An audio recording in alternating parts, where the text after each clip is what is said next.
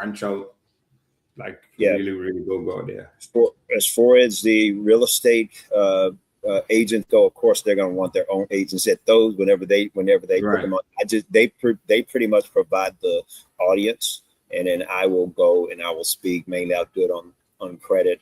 If we do a first time home buyers workshop like we did this past Saturday, that's just where you're going to have everybody that's involved in the home buying process, from the lender, the whatever down payment assistance entity. This past Saturday, Juanita Hamilton with THDA, she was actually there. She spoke and did a presentation.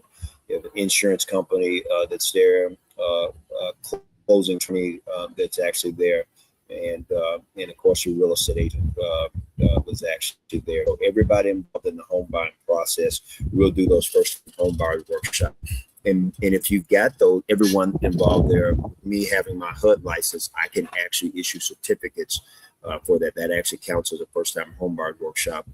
And those workshops are good for 12 months, right? And so if you attend that workshop, the people that attended that workshop this past Saturday, they got 12 months from that Saturday to find their house, get their credit together, find their house, close on it, and then I can issue them a certificate for the down payment assistance if they qualify for it.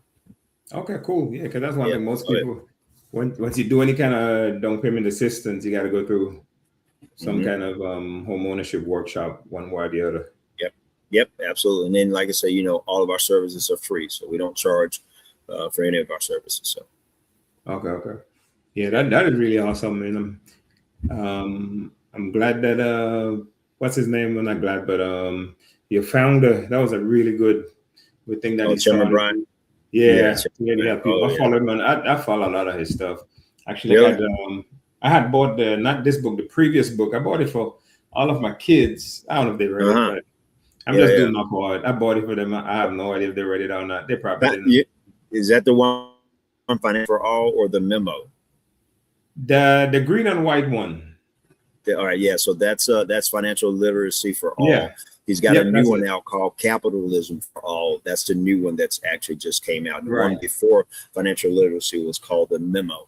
And so, yeah, he does a lot. In fact, I think I told you he does a podcast, and I did the podcast with him with one of my clients giving a testimony where she'd gone through the credit program and purchased her home out in Collierville. And so that's a big thing that was in the last podcast that he did back in December. I think I sent that one to you while we were at lunch the other day. Okay. I think I tell you, check your text message. It's a long, it's 48 minutes, but it's pretty good. A lot of people around were commenting on it. So yeah, it's a pretty good one. Okay, cool. Yeah. All right, man. Well, I tell you what, let's do this. So this is part of the Let's Watch with Operation Hope.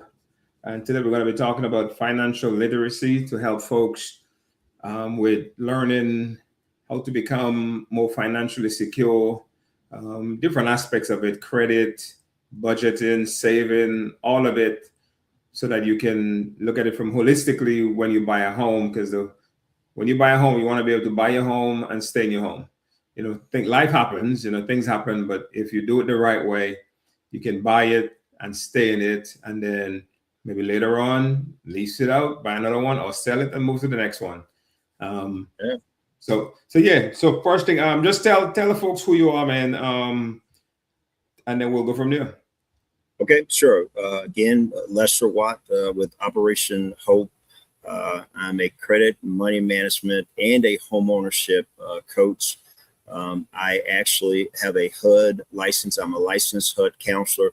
So for those of you who qualify for down payment assistance, you're going to have to take what's called a first-time home buyers workshop from a licensed HUD counselor like myself to get that certificate to get those down payment assistance funds, no matter what entity that you're using. Even if you're using the bank's fund, you'll have to take that workshop. So I actually issue that certificate. And then I also help the majority of my clients that actually come to me. They actually have credit issues, and they need to get help with credit before they can get approved for a mortgage loan. So that's the first thing that I help them with, is getting that credit together. And it's a process. So as you mentioned earlier, we don't just, a lot of clients want us just to give them the work plan to, hey, look, do this, this, and this, and get your credit together. But it is a process. So when you come to me and you say you want to get help with your credit, then you're going to have to fill out a budget form for me.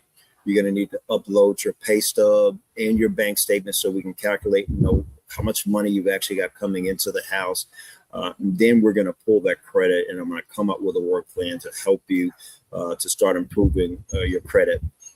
We are a nonprofit organization. Operation Hope is a nonprofit organization. So when we pull the credit, it is a soft pull, so it doesn't create an inquiry, doesn't have a negative effect on your score.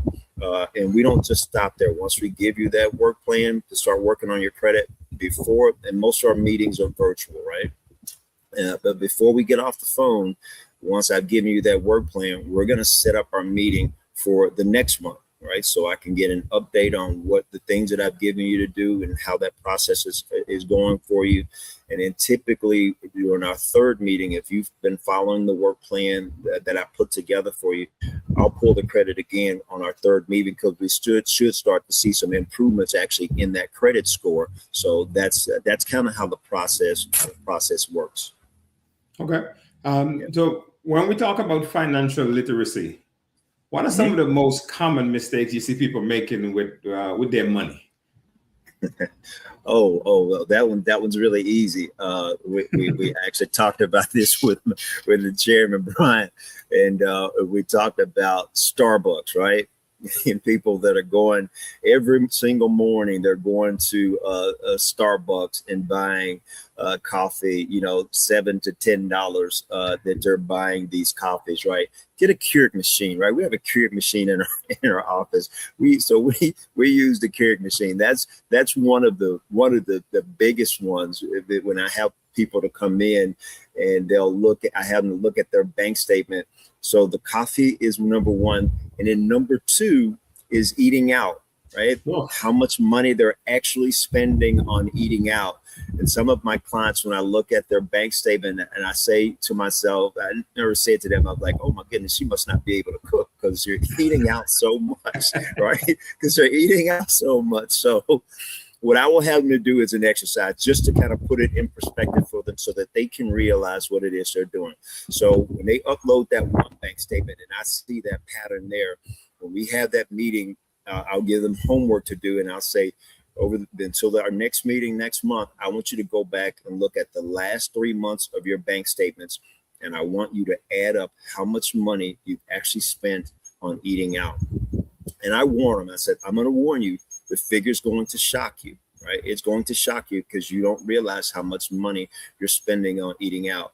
And I have clients that come back and they're like, oh my God, like I did not realize I'd spent almost $900 last month of eating out.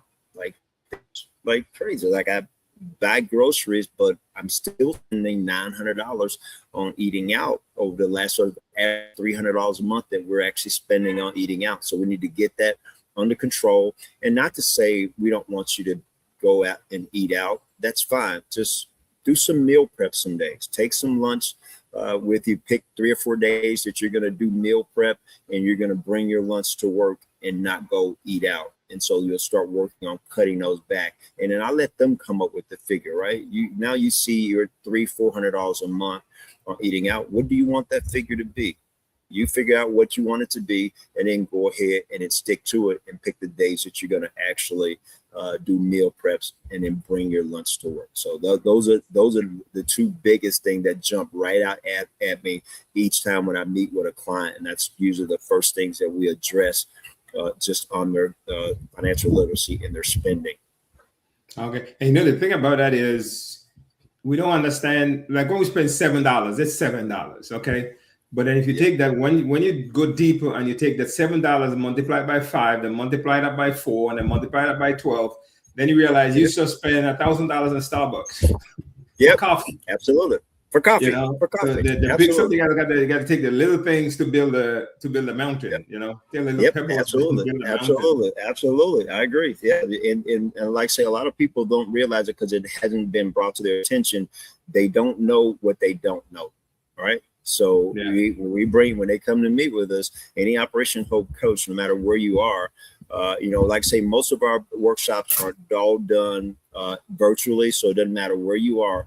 If you want to get a coach in Memphis and you live in Louisiana, I did a workshop just last night, and I've got a group of clients in Louisiana with my bank partner. We had 18 people on that workshop last night, but they're in Louisiana. I'm here in Memphis, but they still can get help because we're doing most of our things. We're actually doing them virtually. So yeah, doesn't matter where you are, we can help you wherever you are. And then, like I said, I mentioned earlier, I'm a HUD licensed counselor. So my HUD license goes no matter what city or state that you're in. My HUD license will cover you if you qualify for those down payment assistance programs.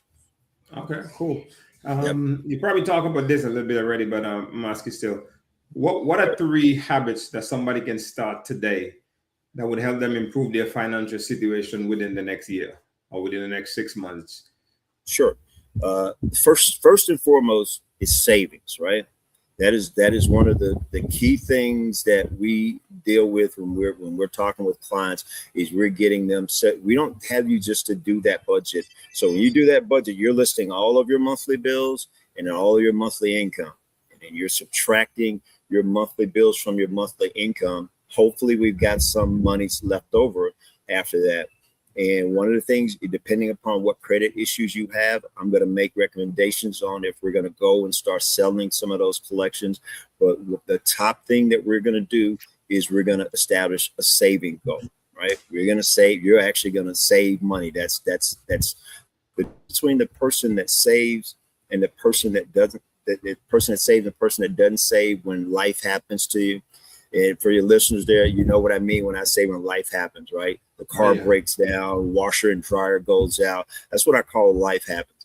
For that person that saves when life happens to them, it's just a bump in the road, right? Because they've got those funds set aside to go handle that situation. They may have to take off work an hour or two earlier, or go in an hour or two later to take care of whatever the issue is, but they've got the money saved to do it. So it's just a bump in the road for them.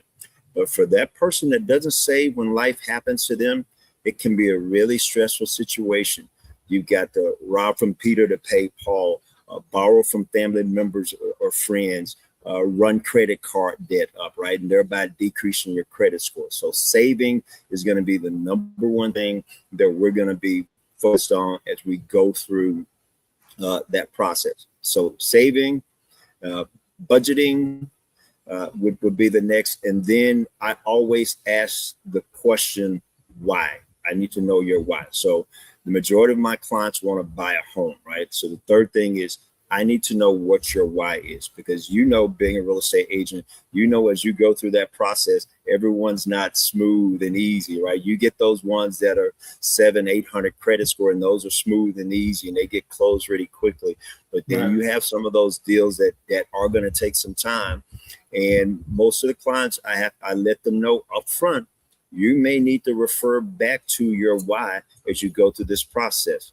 I'll give you an example. I had a lady that she gave me her why, and her why was, I want to have a backyard for my grandkids to play in when they come over to see grandma, right? That was her why.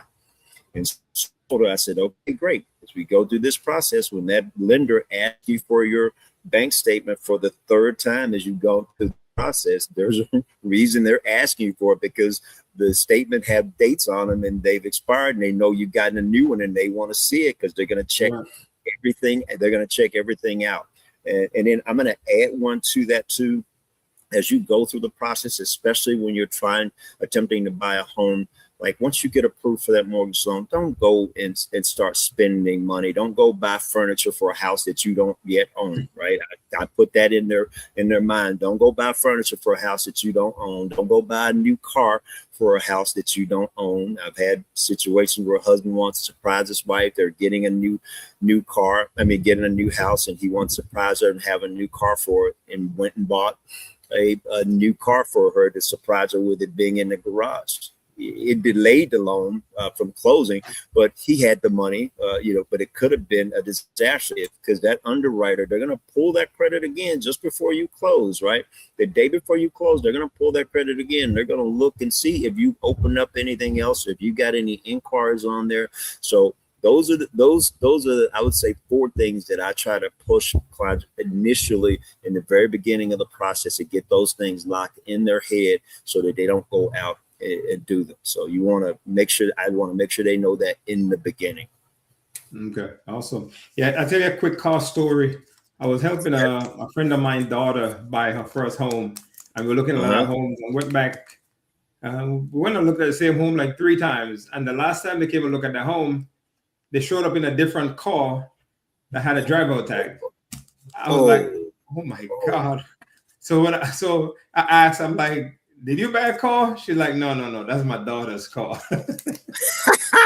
I got so scared. Like, it was a brand new electric Honda. So I know it's expensive. I know we're already close the numbers. I'm like, oh, please tell me she didn't just buy a new car. Well, yeah, because that'll mess that debt to income ratio up. Underwriter got to go back and calculate that. So that's a good thing it wasn't hers, because that could have been disaster. I usually tell my clients, the house will not stop you from getting the car, but the car will stop you from getting the house. Absolutely. It's a whole different. It's which one come first totally matters. It totally matters which one comes first. And I would tell clients this, and I get it. I know, especially if they're well off and they have the funds to do it. Remember, everything on your credit report takes a minimum of 30 days for it to hit the credit report. So I say, if you want to buy a car, buy it, as you said, after you purchase the home. You can do it the day after you get the keys, because when you go in there, guess what's not going to show on your credit report? The house note, right? Even though you have it, that house note's not going to show up on there. So at least 30 days later, so you can go ahead and get approved for the car if you want to do it that way, right? But I try to with my clients, you got to remember, the majority of my clients have lower credit scores, and I don't really preach or encourage for them to go out and buy new vehicles. The thing that I will have for them to do is to go ahead and refinance their vehicle after they bought the home. Most of the time, they've got a low credit score when they bought that vehicle. Right. But now, once I get them into the 700s and they've actually purchased that home, now they've got a higher credit score. So I want them to go refinance that car and get a lower interest rate, so they can get a lower monthly payment actually on that vehicle. So those are one of the things that I'll use after we close. I just met with a client today. Him and his wife closed on his house last month, or the month before that. Sorry, it was January. This is March. So it was in January. But one of the things that I will do for my clients is 2 months after you close on your house, I want to meet with you again. So before I let you go, is to do a new budget so that we can calculate what that new mortgage payment's going to be, and then what your utility bill is going to be. In most cases, the majority of my clients, they actually have they're paying less for their mortgage payment than they were actually paying on rent, because rent keeps going up like every single year. So, but I don't want them to take, so I've got $300 or $400 extra money, I can go and blow this. No, we're going to get back on that budget again, because typically your utility bill is going to be higher because you're heating or cooling more space. So you're going to have a higher utility bill, but we want to get that. We did with him today and his wife, redid that budget and say, okay, now this is how much money we've got saved, and this is how much money we should be saving. So let's make sure we're taking those funds and actually putting them into a savings account each month, and not leaving them in that checking account so they can just be there so that you can use. It's gonna force you to do something, meaning moving funds from your savings account over into your checking account so that you can actually go and spend it. So to make you think, okay, is this a want or this a need, right? Is this a want or is this a need? And if it's a want, do we really want to do this? Now, if it's a need, yeah, we need to go ahead and do it. But I'll have them to do that comparison, wants versus need. That's so very important. Yeah, absolutely. One of the reasons, a lot of time, myself included, why we don't budget is because we don't want to see it. We don't want the truth. We don't want to see the. It's hard to look at it on paper, man. It's easier to just, if I don't know, like you say, what you don't know, you don't know. So if I'm just spending and I know my bills are paid, so how do you get people to start changing their mindset to be like, okay, it might be bad, but putting it on paper is what's gonna make you get better. So seeing how horrible you are with money, seeing how, just that way they can understand you can't just keep going, and if I don't know, I don't know, because eventually, including myself, it's gonna catch up. Yep. So with me, my processes, they are not optional. If you want my help, if you want me to help you to get your credit together and buy a car, everything that I'm going to have you to do, it's not optional. Like, you have to do this, right? You have to, once you enroll in the credit program, before you meet with me, and clients can go to my portal and actually book an appointment with me. But before they do that, and they can do it without that, I've got slots so they can go and book it. But I tell them, once they get enrolled, I need you to fill out this budget form, and I upload the budget in the portal so they can have it. Fill that budget form out for me. Listen to all your current monthly bills and your monthly income. Upload that pay stub, and then upload that bank statement into the portal for me. And once you get that done, then give me a call and we'll book the one-on-one appointment. But like I said, they can go and book it themselves, which a lot of them usually do. And so I've given them the next steps, and I document every single thing in our system. I document and say, hey, gave clients the next step. I know that's me. That means that I've told them what they need to do for the next steps before we meet. And now if they've gone and booked that meeting, and I see that they booked that meeting, I'm going to get on it, right? It's virtual on Microsoft Teams. I'm going to get on it, but I'm going to look into your account, and I'm going to look. And if I don't see the budget form done, pay stub uploaded, or bank statement uploaded, I'm going to be very nice to you as I can and say, okay, we talked about what the next steps are. Go ahead, get that budget form filled out, get the pay stub uploaded, get the bank statement uploaded, and then give me a call back once you get done so we can go ahead and get started. So I don't make it optional, so that it forces them, so that now they've got to take a look at it. And then one of the things too that I catch when they put on the budget form, they'll put on their $100 for eating out or entertainment. And I'm like, $100 for eating out and entertainment, you spent that in 1 week. So let's go back and make these numbers really true and make them really accurate, right? So I hate to say force them, but I really make them look at it so that they can look at it and see, you know what, I'm out of control. And that's when I get them to say I'm out of control, now I'm going to help you get it under control. And I'm going to tell you the steps that you need to take and what you actually need to do. But most of the clients, though, it's credit card spending. Like, they'll use those credit cards like it's not like it's free money, but they'll run those credit card balances up. And here's one of the story that gets me, and it happens every single year. They'll tell me, well, Lester, it was Christmas. And so, I had to buy Christmas presents for the kids and get the Christmas presents. And so I always hit them back with, well, you know what? I'm going to let you in on a secret. Nobody else knows this, but I'm going to let you in.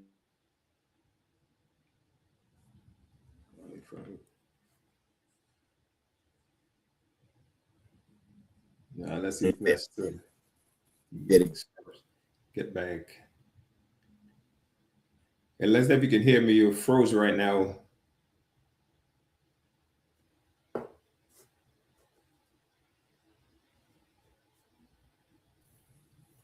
Can you hear me?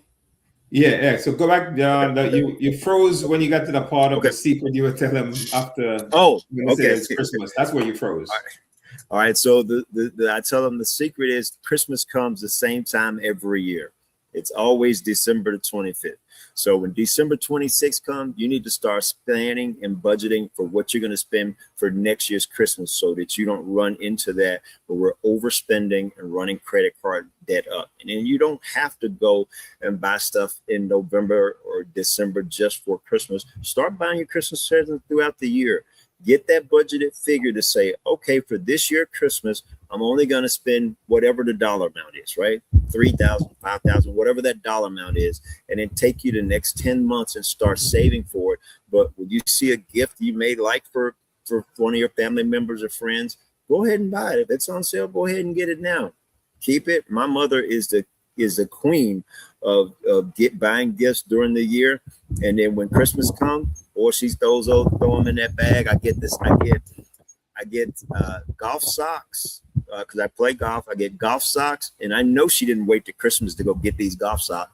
And I get a flannel shirt. My mom has the greatest taste in flannel shirts. I probably got over the last 20 years nice flannel. I probably got 20 flannel shirts, and my mom bought them all for me. She never waits to Christmas to go buy them. She will be out shopping, and she'll say, "Okay, this is March, this is April. Now they're doing this closeout sale, and they'll get my son flannel shirts, so I'll have them ready for Christmas." So she's the queen of doing that. So you don't have to wait.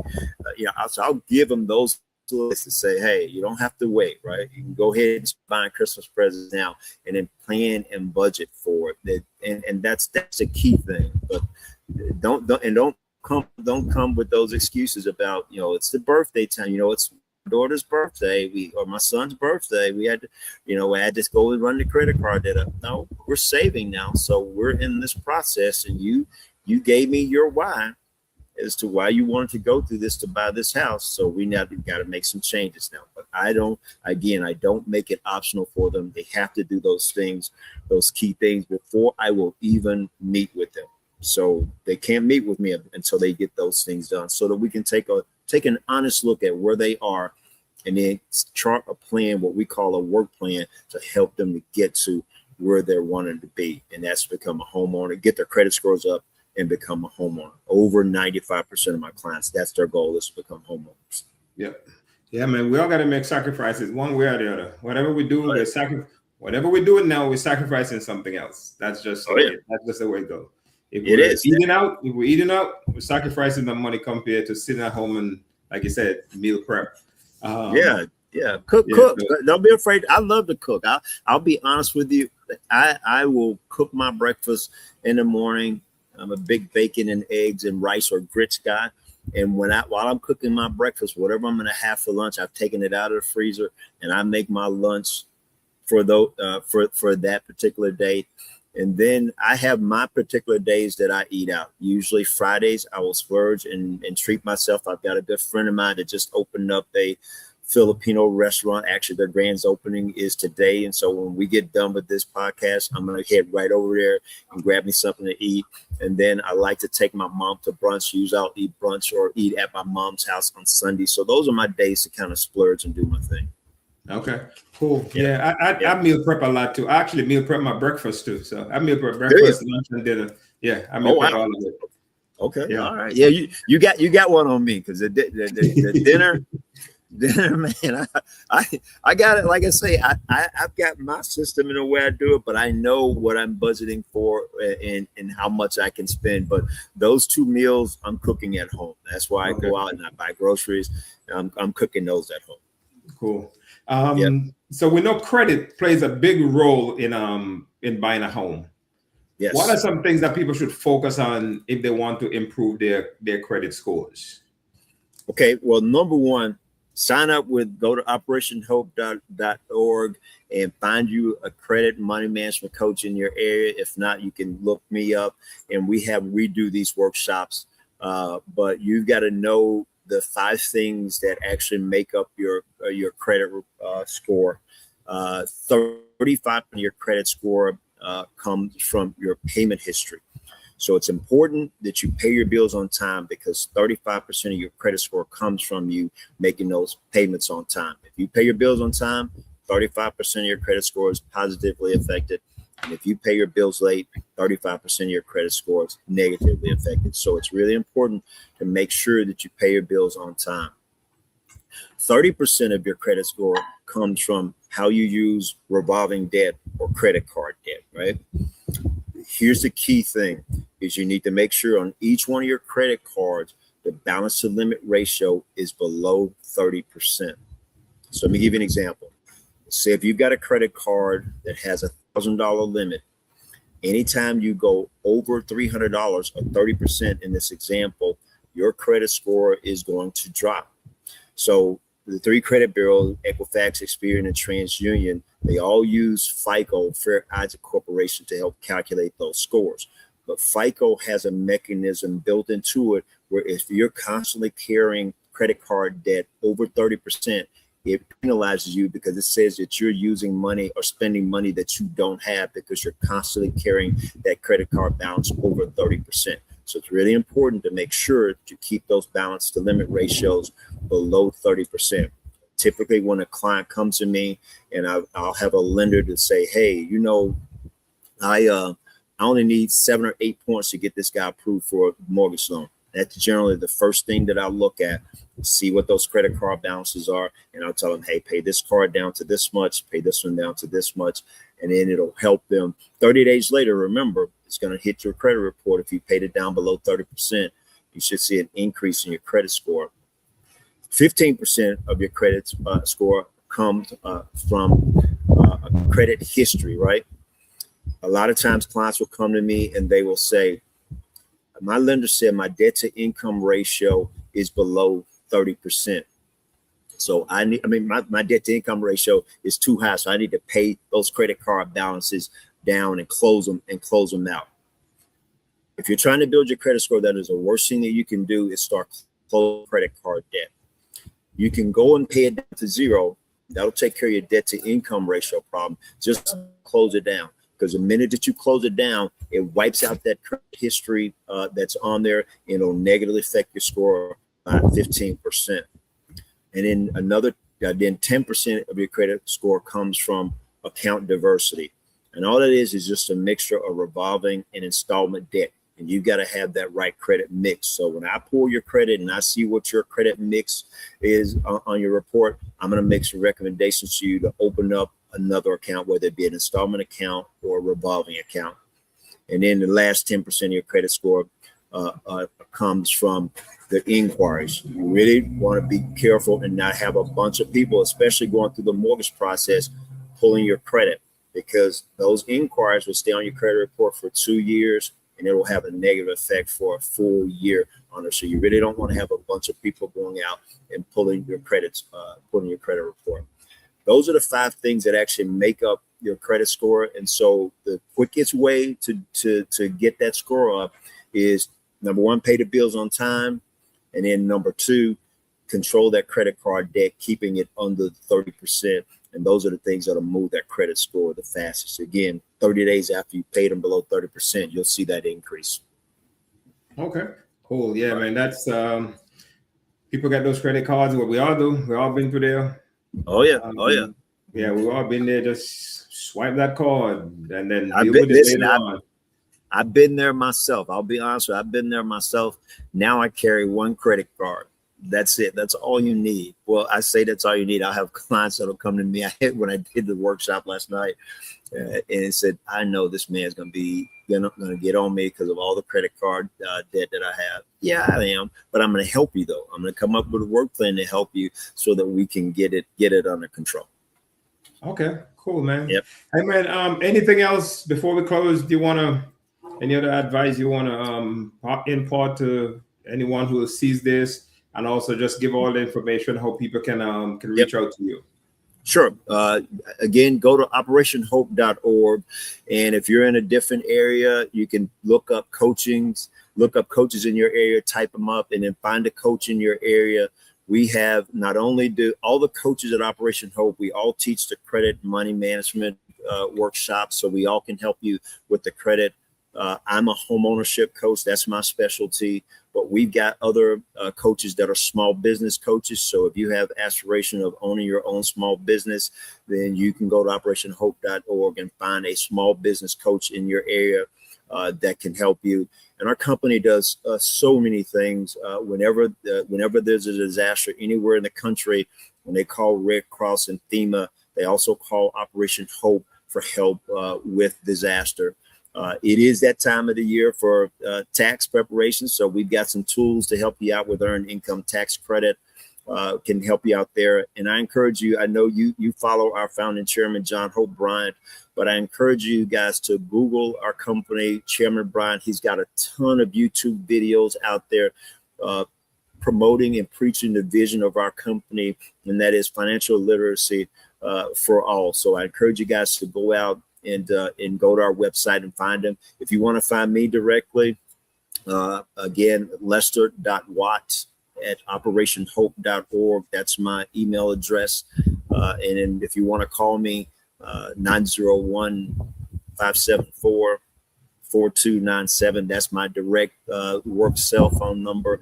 Just give me a call so we can get you set up and get you enrolled and start getting you the help that you need. All right, man. Hey, Lester, man, thank you so much. Hey, man. I truly believe in Operation Hope.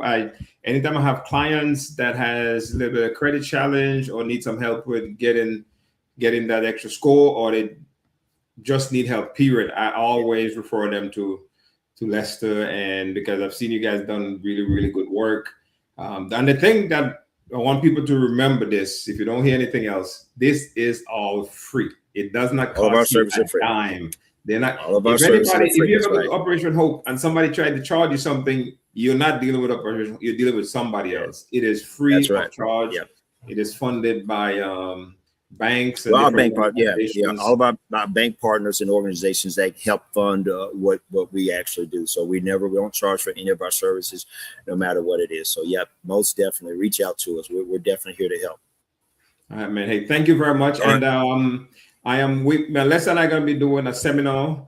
I got to come up with a date, and I'll put it out there so you guys can, and we'll do it in person. You can ask questions and all that good stuff. We'll try and have that done probably within the next month or so. So, man, looking forward to it. All right, you're welcome. Very much, man. You have a wonderful weekend. Enjoy your dinner. Okay, man, for sure. Be good. All right. Bye-bye. Bye-bye.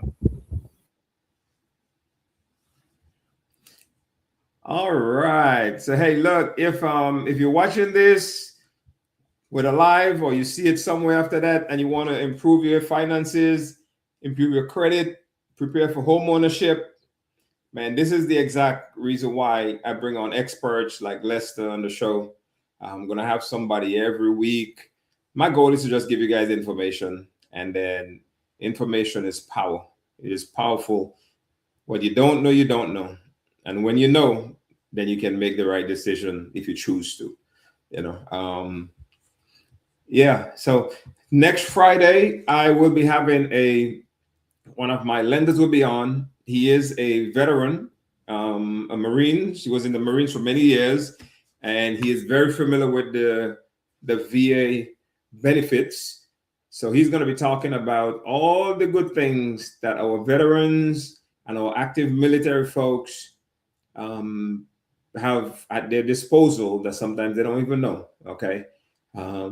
So tune in next Friday at 4:00, and I'll push that out on my social media pages. If you see this, follow me for more information. I give you guys information just to, again, I think it's very helpful that when you buy a home, you buy it the right way. You don't want to, because you want to buy a home and stay in your home, and you want to buy a home and be able to do all the things you still want to do. And a budget is one of the things that would definitely help you pay your mortgage and still get to go on your vacation and still get to go eat out and all that stuff. But if you plan that stuff, if you budget for that stuff, and you have some savings on the side, when things go wrong, when things go sideways, it'll be a bump in the road and not a disaster, and we've all been there. We all struggle with one thing or the other. Finance is one of the things that most of us, or a lot of us, struggle with. So thank you for checking this out. And again, I will see you on Friday, every Friday at 4:00. And have a wonderful weekend. God bless. Take care. Bye-bye.